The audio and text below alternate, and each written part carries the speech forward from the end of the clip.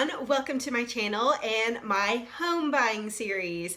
If you're new here, my name is Mary. This is A Merry Life on a Budget. We talk about being on a budget and living the best and happiest life we can while sticking to a budget. I shared how much we paid for our house, how much our mortgage was, our down payment, our closing costs, and a lot of people have found that video and had a lot of questions.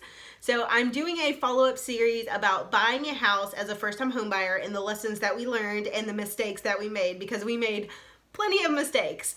We did get a great house and I love our house. I'm actually in my office now at my house and I'm very happy with our choice, but we did make a lot of mistakes, and that's what I want to talk about today. We made several key mistakes that if I could go back and redo it, I would do it totally differently. So I wanted to share those 4 mistakes that we made that you can avoid as a first-time home buyer because of our experience. So settle in and let's go over the 4 mistakes that we made when we bought our first house. The first financial mistake we made when we bought our first house was not saving up a full down payment of 20%. Obviously, most financial gurus will say that this is okay and for your first house it's fine, but I wish we had gone ahead and done it because we'd be much better off right now. We would have a lower payment every month and we'd be further along in actually owning our first home. We ended up doing a FHA loan and we did 3.5% down. This was at the time what felt like a good option, but ultimately I wish we had done 20% down. If you have the option to do 20% down or even 5, 10, 15% down, take it. The most amount you can put down is the best choice.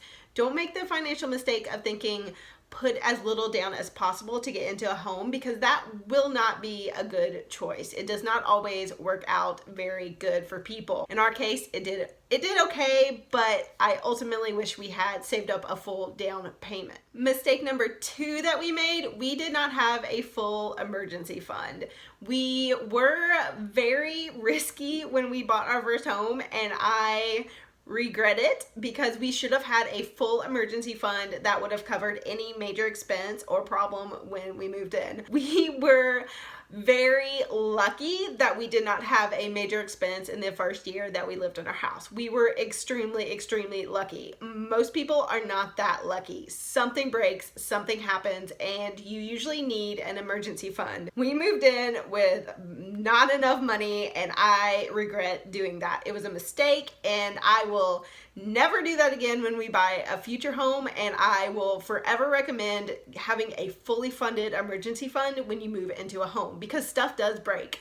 Since that first year, we've had a hot water heater replaced, we've had to fix windows, replace windows, we've had to do major things. We have actually, my office has something that needs to be fixed soon. We've had leaks, we've had all sorts of problems. If you don't have an emergency fund saved up, you might want to consider waiting to buy your first home. You don't really fully understand what kind of mess you're getting into when you move into a home and don't have an emergency fund. You might get lucky like us, but more likely you're gonna have problems and you're not gonna have the money to fix it, and you're gonna invite a lot of stress and a lot of strife into your life. Instead of having a first home that's a blessing that you love, you're just gonna feel stress. The third mistake that we made buying our first home was that we did not look around and shop around for mortgage providers enough. I feel like this is a very common mistake that many first-time home buyers do, because it is very easy just to go with whoever your real estate provider recommends. Your real estate agent is going to know mortgage brokers and they are going to recommend them to you when you ask. However, I wish we had gone with more options. We chose a mortgage provider that our real estate agent recommended, and she worked with our friends and did a great job. But for us, she actually wasn't a good fit. We still ended up going with her just because we were so new to the process and didn't think to shop around. We just didn't. We were so excited about getting into a home and rushing through the process. We did not look for other people to provide a mortgage. We could have called and gotten different quotes and perhaps even a better loan if we had gone with someone else. So I highly recommend, when you are looking for a home, your first home especially, don't be scared to shop around for a mortgage. Check rates, check references, call around, see what they offer you, tell them that you're shopping around. It is not a big deal like we thought it was. I was too scared to switch mid-process as well, even though we could have done it. So just do your homework on the front end. When you know you're going in to get a loan, get a couple qualifications and get pre-qualified at more than one place. The fourth mistake that I think we made is that we rushed through the process and did not look at enough houses.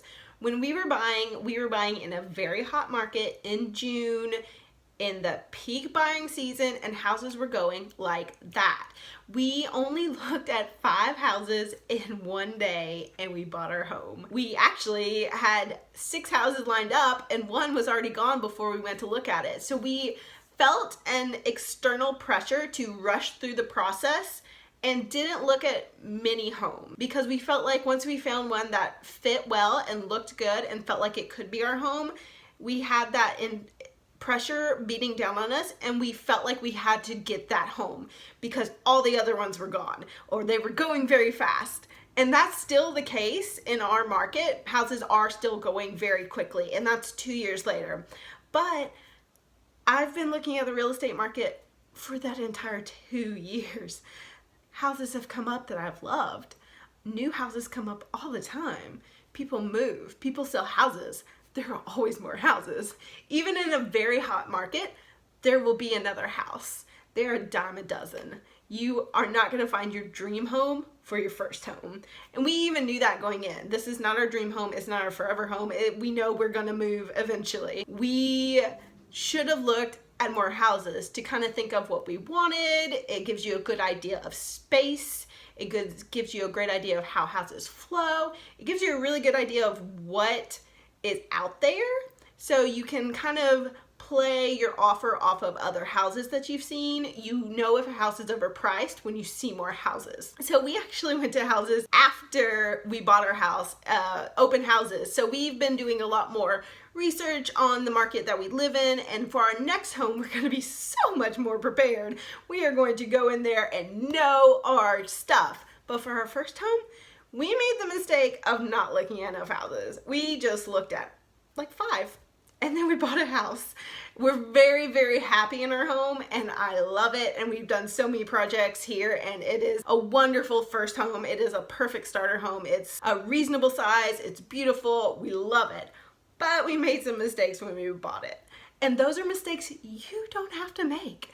So you can avoid all the mistakes we made by having a full down payment of 20% of the purchase price, having a fully funded emergency fund, so when trouble strikes, you're ready, you're prepared. You can shop around for your mortgage and get the best deal with the best provider, and you can pick the right home by looking at a lot of homes.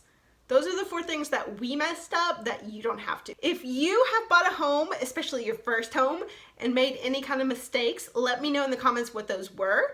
Or if you did something really, really smart that you think other people should know about, leave that down there below as well. I have found a lot of first-time home buyers are coming to my videos and they are wanting to know what to do. So if you have any advice, leave it in the comments below. Thank you guys for watching, and I hope if you're looking for a home, you find the perfect home for you.